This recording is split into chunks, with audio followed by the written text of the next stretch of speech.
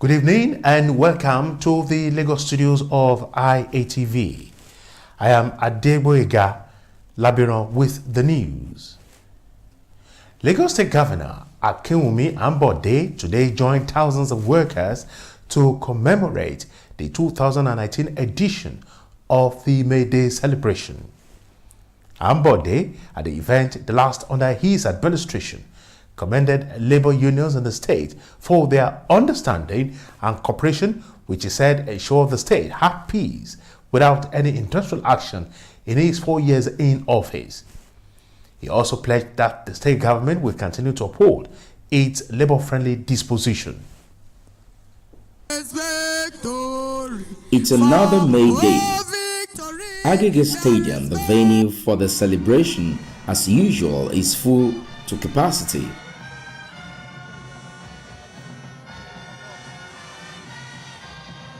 The representatives of the workers in the state say they are pleased with the Ambode-led administration, but like Oliver Twist, they want some more, demanding improved welfare packages from the government, including a 50,000 naira minimum wage as against the 30,000 approved by the federal government.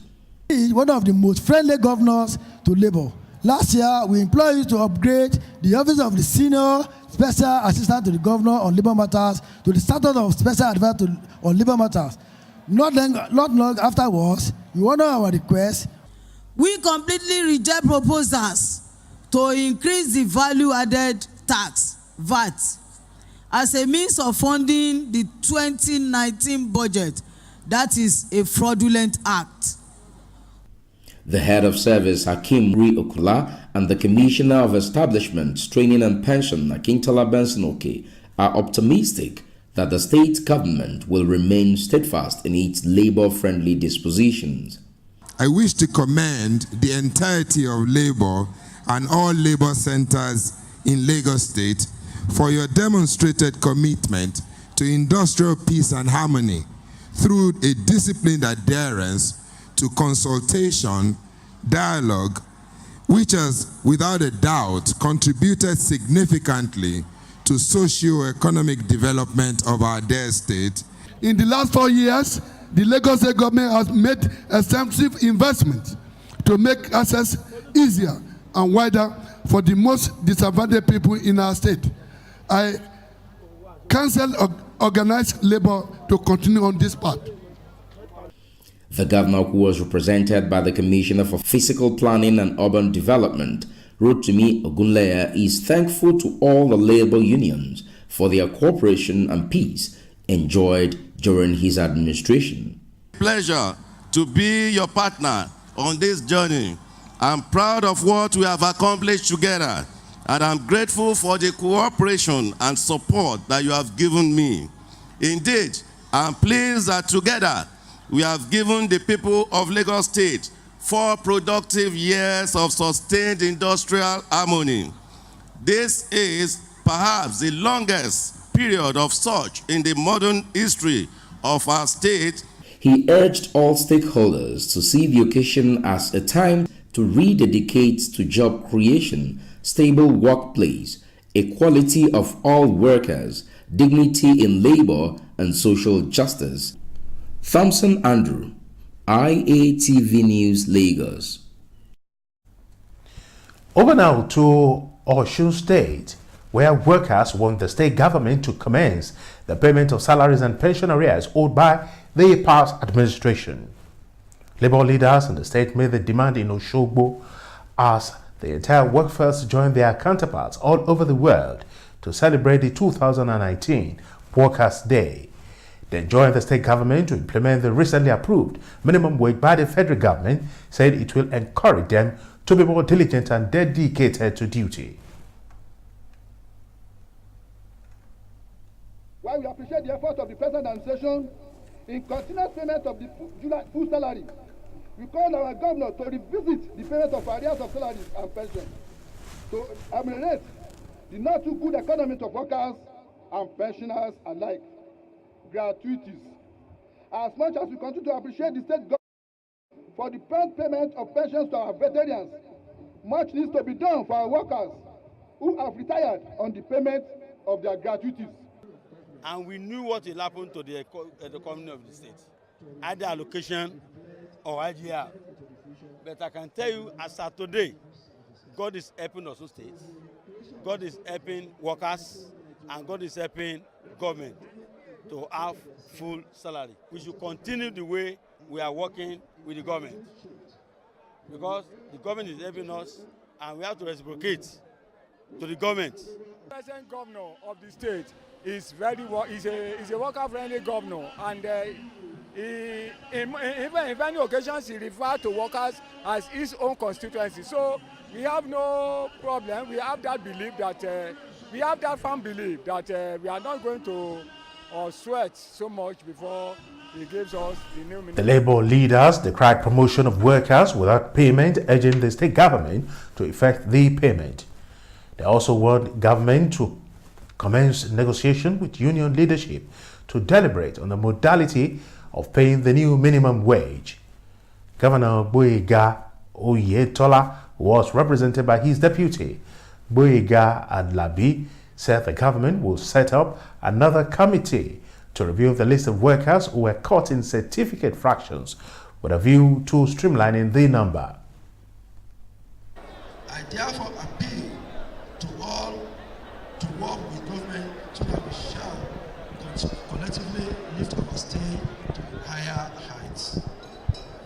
In the resolve of this administration to give improved welfare to workers from time to time, the little we have been able to provide during this period of economic crunch, that we shall sustain the tempo as our plans bear fruit and the fortune of the state continues to look up.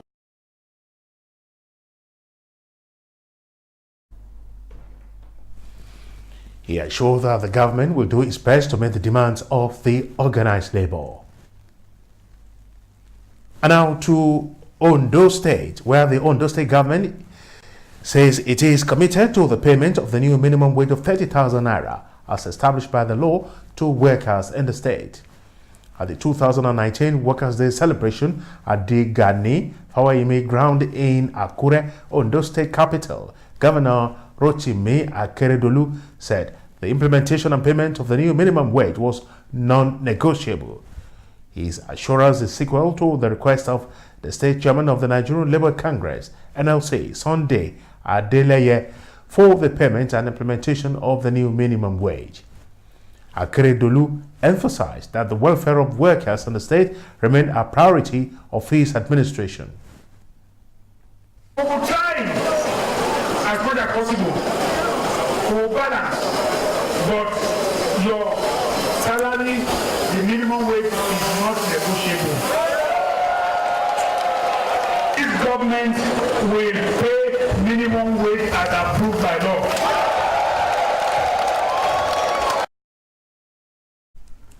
The organized labor in the state also kicked against the intended increase in pump price and value-added tax under the pretense of funding a new minimum wage. The noted government to put up the necessary machinery in motion for implementation of the minimum wage.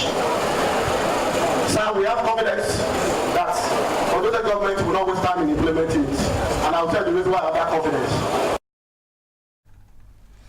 And now to Kwara State, where policemen who henceforth to search people's phones with the intent of extorting money will be penalized. Kwara State Police Commissioner Kayode Egbetokun, who disclosed this, added that extortion by the police was a criminal offense and it will attract stiffer penalties. In recent times, the police have not been in the good books of most Nigerians as a result of extrajudicial killings and extortions. It is now a common trend for police to stop young men and search their phones for suspected internet fraud. At this briefing, Kwara State Commissioner of Police Kayode Egbetokun disclosed that his attention had been drawn to reports that some undergraduates were made to part with 2,000 naira for the release of their phones. He said this must stop as no policeman had the right to search people's phones with the intent of extorting money. It is unethical to seize and start searching anybody's mobile phone on the road. The practice of searching the phone of an individual on the road for evidence of internet fraud amounts to conduct investigation. It becomes a criminal offense if that ended in extortion or done with intent to extort.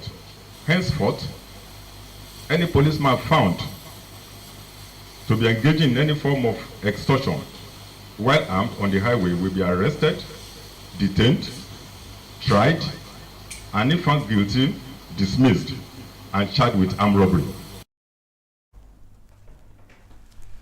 He appealed to law-abiding citizens to cooperate with the police to reduce crimes to the barest minimum. A cross-section of Nigerians has raised eyebrows over the contradictory population figures for the country as released by the National Population Commission and the United Nations Population Funds Agency. These confusing figures have not gone down well with some economists, including a professor of microeconomics, Ndubuisi Nwokoma of the University of Lagos, who argued that there was no need politicizing the nation's population statistics. In this report, correspondent Faith Agbetuya takes a look at the figures vis-a-vis their impact on the national economic and political well-being of the country. There have been myriads of controversies between actors in the nation's Population Commission and their United Nations counterparts. You want to be pragmatic. Find that most of the data we get from Nigeria usually are tainted with political undertones. Figures of Nigeria's population, as released by the United Nations Population Funds Agency, shows that the country currently has 201 million people, while the National Population Commission countered the figures, stating that Nigeria's population stands at 198 million. The UN agency also released an estimated growth of 54.7 million in 1969, 105.4 million in 1994, and 201 million in 2019.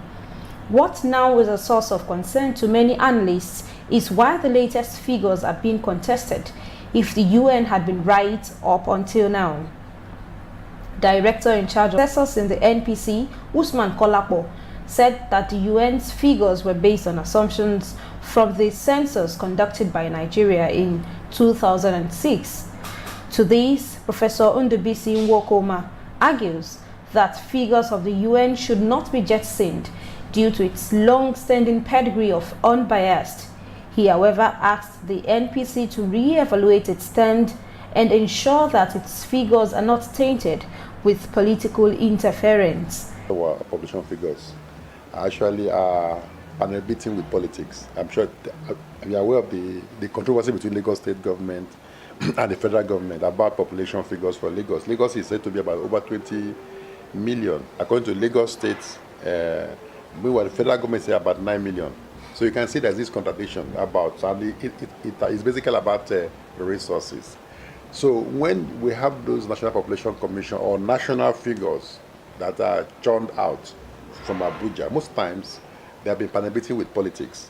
Nwokoma also argued that there should be no much ado about nothing over population increase, noting that it actually can be of economic benefit for Nigeria if its number is on the rise. This, he says, is dependent on the level of economic ingenuity of government functionaries in converting the nation's huge numbers into economic strength. It has two sides. It can be good, it can be bad, depending on how you manage it. China is a very good example where they manage population very well, transform it. And what did China do? China focused on industrialization, to industrialize. They were able to engage so many persons in the workplace, and they were able to take about 500 million people out of poverty. So population can be positive. But when you don't invest in the economy to grow industry, and you have population growing, population will not be like a disincentive to growth. So it depends on how you handle population. You have to handle it very, very well, the China model. If not, it will drag you down because you'll be battling with social issues. He noted that Nigerian women still have to be properly sensitized on modern contraceptive information and services to largely reduce the country's fertility rate. Faith Agbetuya, IATV News, Lagos. And that's the size of our package from the Lagos studios of IATV. I am Adegboyega Labiron, thanking you for having stayed tuned. And now handing you over back to our studios in Ibadan for the next segment of the news. Good evening.